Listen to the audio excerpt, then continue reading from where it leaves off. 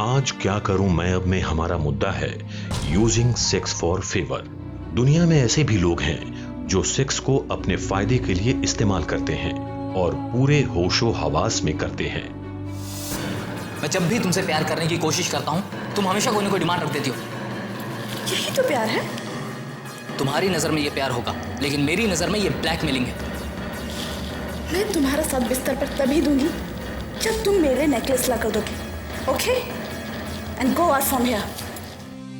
लेकिन पारंपरिक रिश्तों में इस तरह के फेवर्स रिश्ते तोड़ भी सकते हैं, जैसा कि इस कहानी में हो रहा है। अच्छा खासा रिश्ता टूट रहा है। कैसे, देखते हैं इस छोटी सी फिक्शनल कहानी को। अरे जाओ तो कोई हमारी दुल्हन का जोड़ा तो लेकर आओ।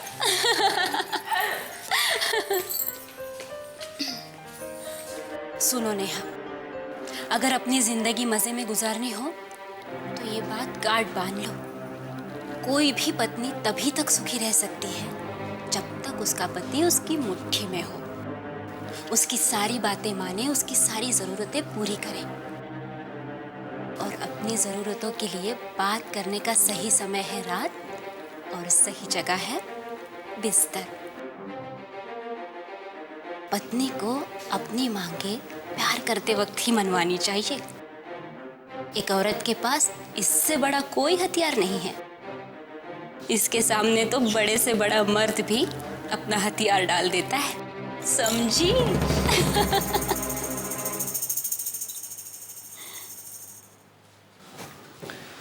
नेहा, नेहा, ओह, नेहा, कहाँ गई? नेहा, कहाँ गई थी? वो पड़ोस में गई थी मैं। किस लिए? सुनो जी, वो वर्मा जी है ना, हाँ, अपनी बीवी के लिए नेकलेस लेकर आए हैं। अच्छा, आप भी लाइए ना। नेकलेस? नेकलेस का तुमसे इम्पोर्टेंट है? जरूर ला के दूंगा। ओके, मैं जरा फ्रेश होकर आता हूँ। ओके।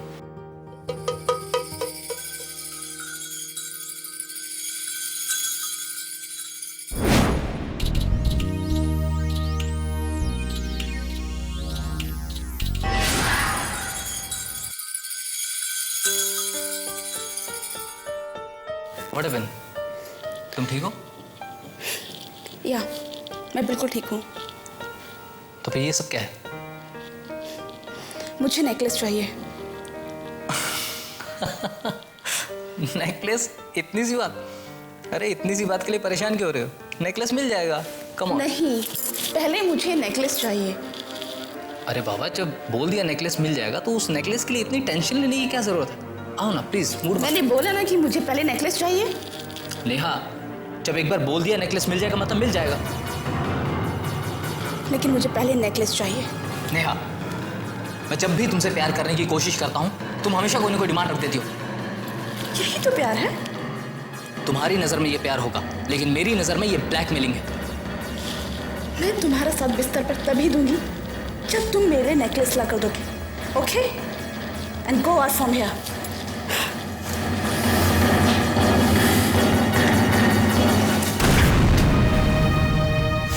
हेलो मम्मी, कैसी हैं आप? मैं भी ठीक हूँ मम्मी। यहाँ सब ठीक है मम्मी। आपके दामाद मेरी मुट्ठी में है मम्मी। मुझे क्या करना है मैं सब जानती हूँ। आप बिल्कुल फिक्र मत करिए, मेरी सहेली गीता ने मुझे सब बताया है। Okay mummy, okay bye mummy.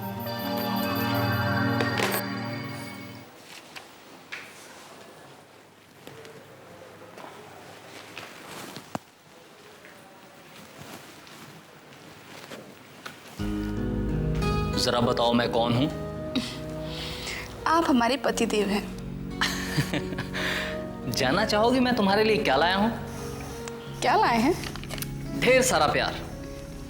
वो तो आप रोज ही लाते हैं। हाँ, लेकिन आज इस प्यार में 4 चांद लगाने के लिए तुम्हारे लिए एक बहुत ही खूबसूरत नेकलेस लाया हूं। वाह, it's so beautiful. Thanks, thanks. Okay, मैं आपके लिए चाय लेकर आऊँ, कॉफ़ी लेकर आऊँ? ओके ओके, मैं आपके लिए कॉफ़ी लेकर आती हूँ। So beautiful. अरे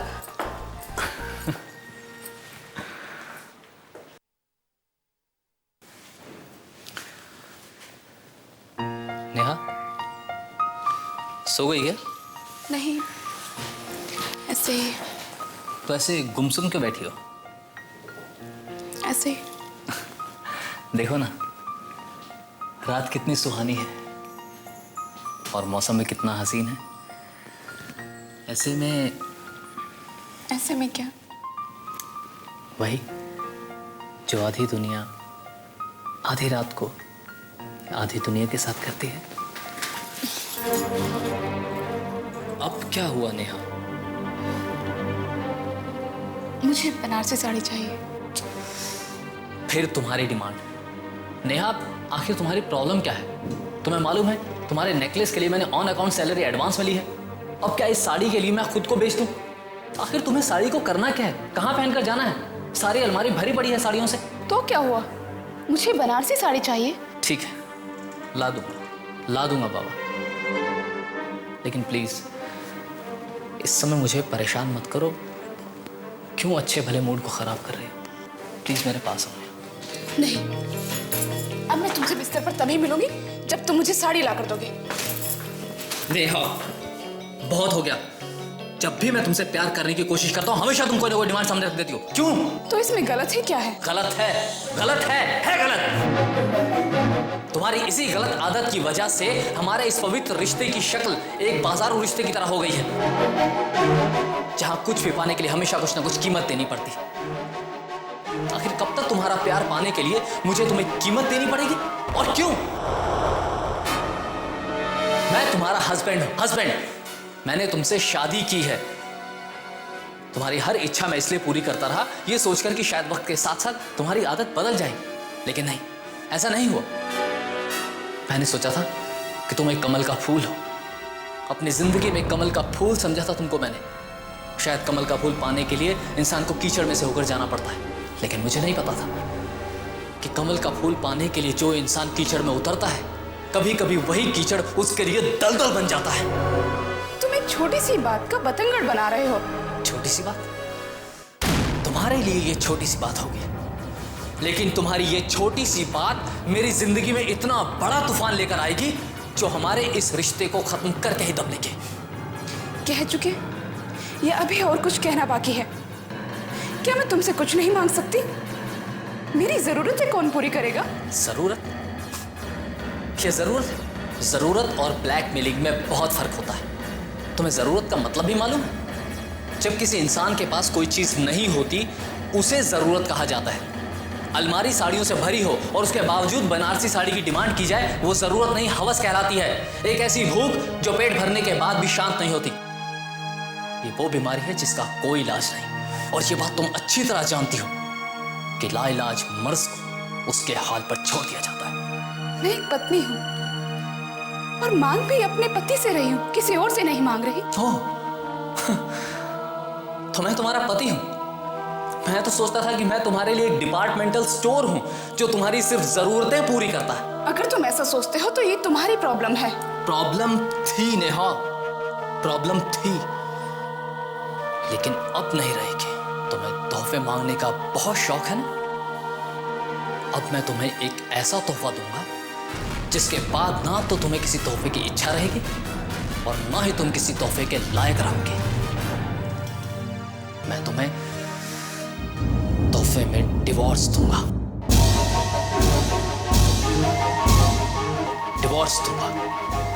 डिवोर्स।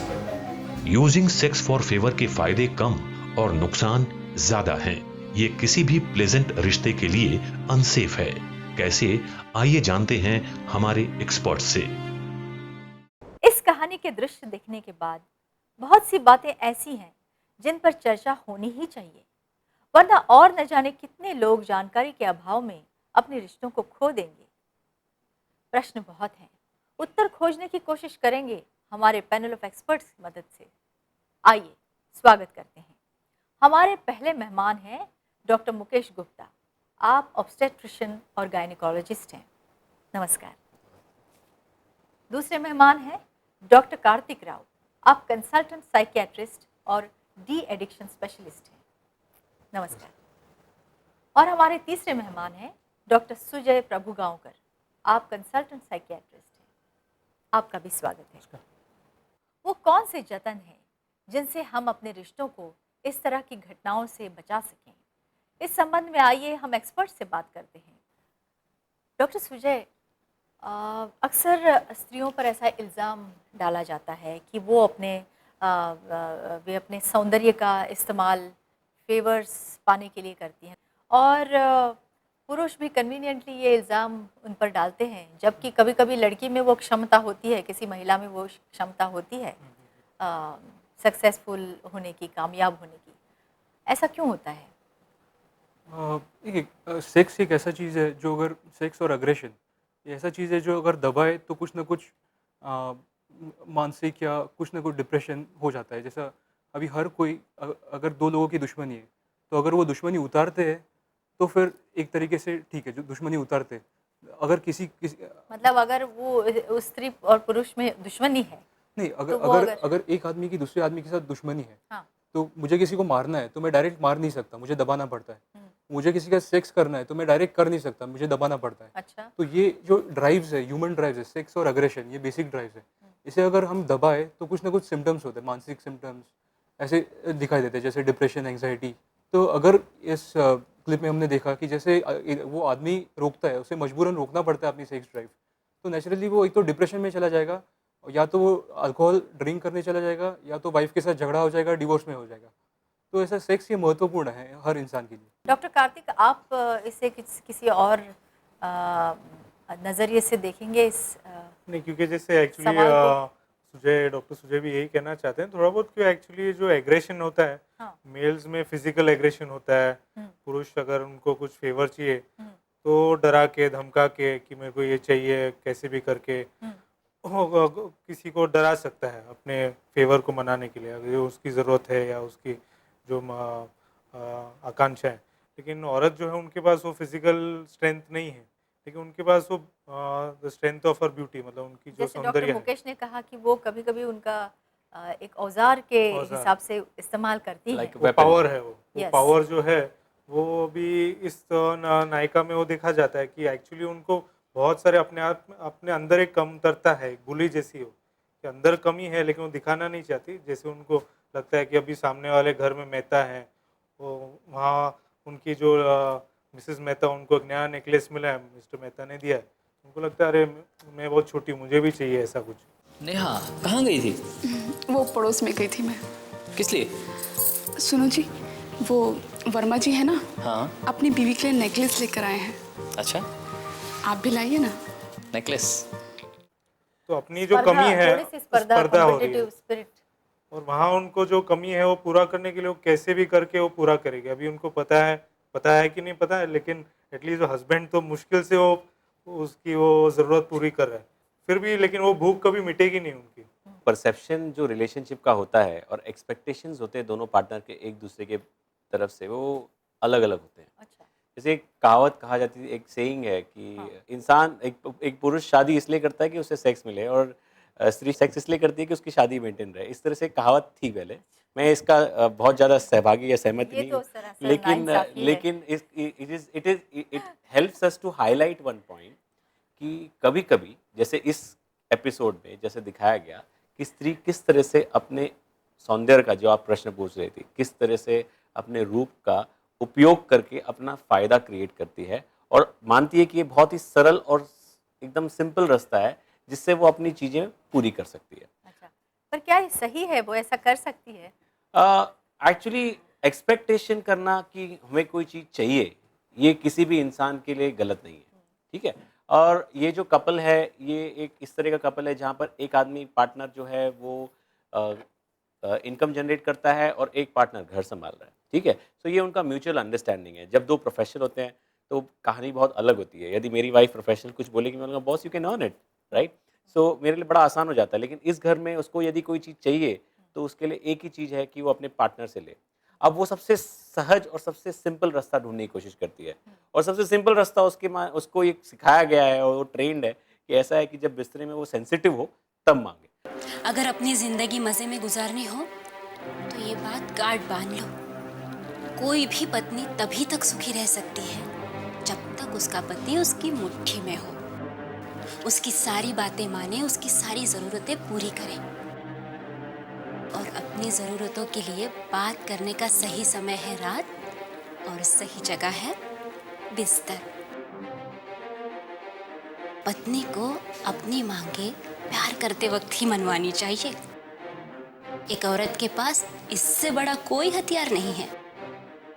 वो ये नहीं रियलाइज करती है कि उसको टाइमिंग जो है, ये जो टाइमिंग है जिस वक्त वो डिमांड कर रही है, वो बहुत ही गलत है। अभी ये जो नायिका है ऐसा जो एक चरम सीमा पर एक सेक्स की क्रीड़ा पहुंचती है जिसे ऑर्गेज़म कहते हैं, उसी वक्त जब मतलब वो क्षण नज़दीक आता है, उसी वक्त वो रुकती है और पलटती है, दूसरी तरफ देखती है और बोलती है कि मुझे ये चाहिए, वो चाहिए, जो भी डिमांड है उसकी।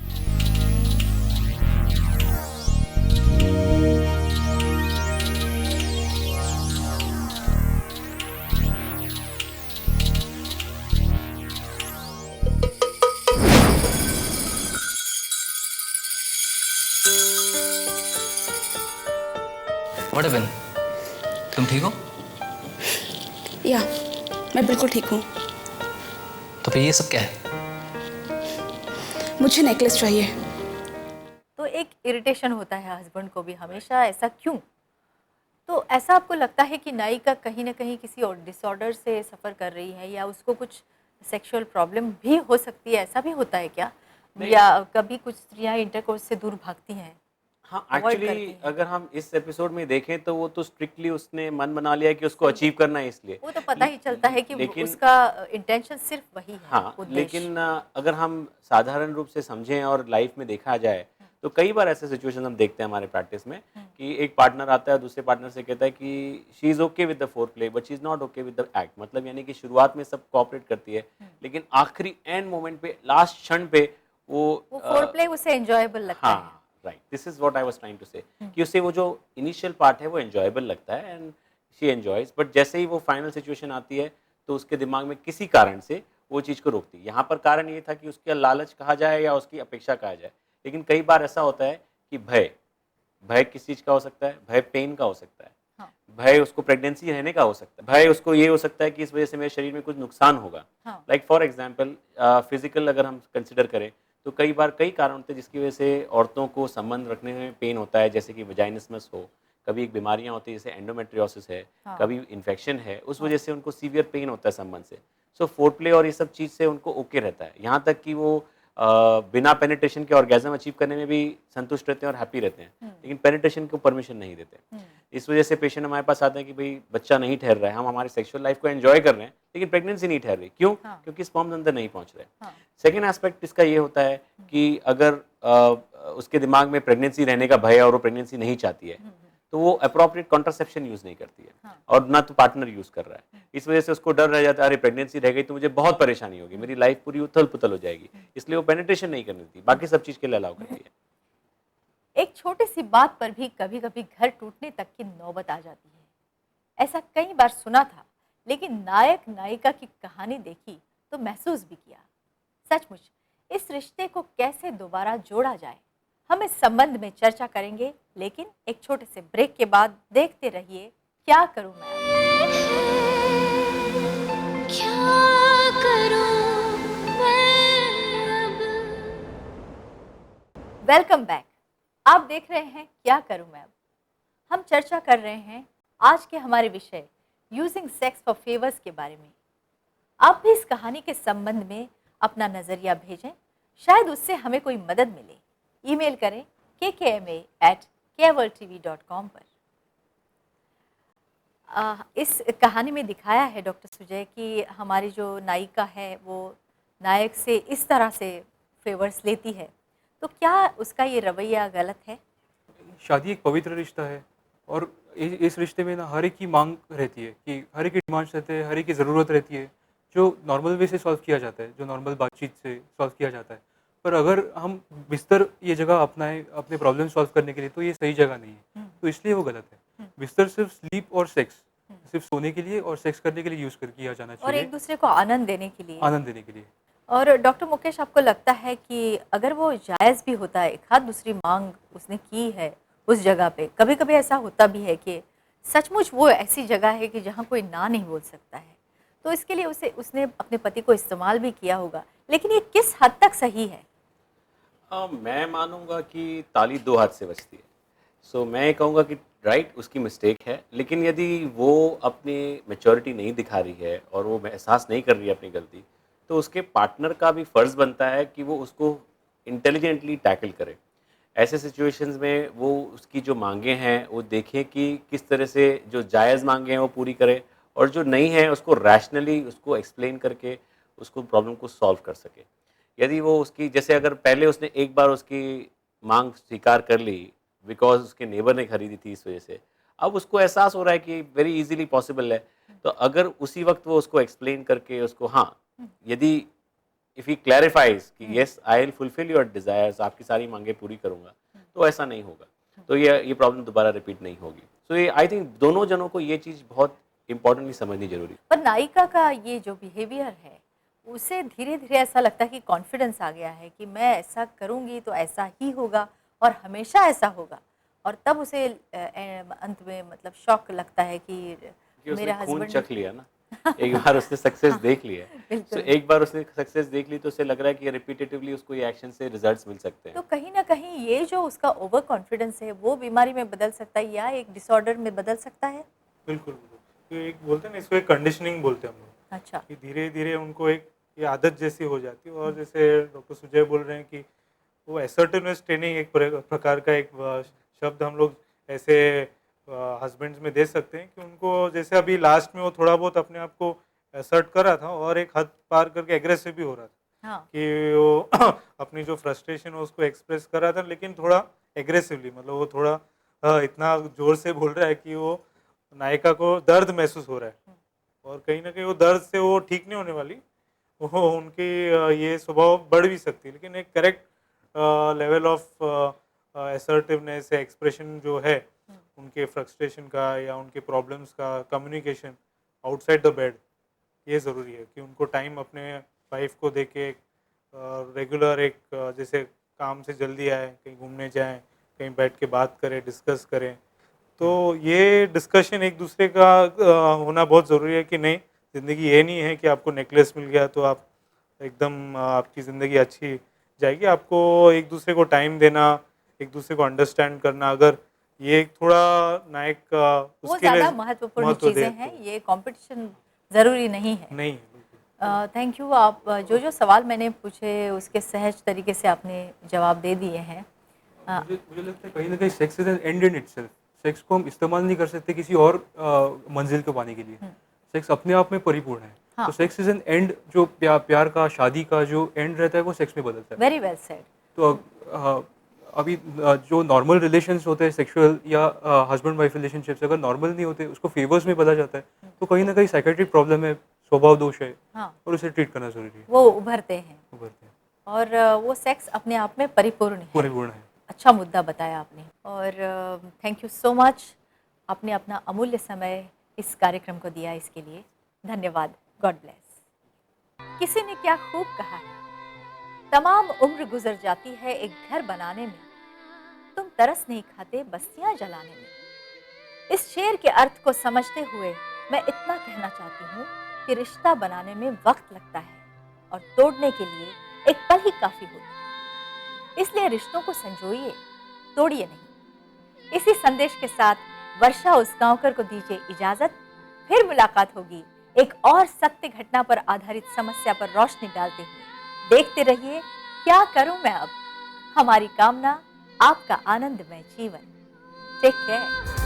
Like, share, subscribe for more such informative videos.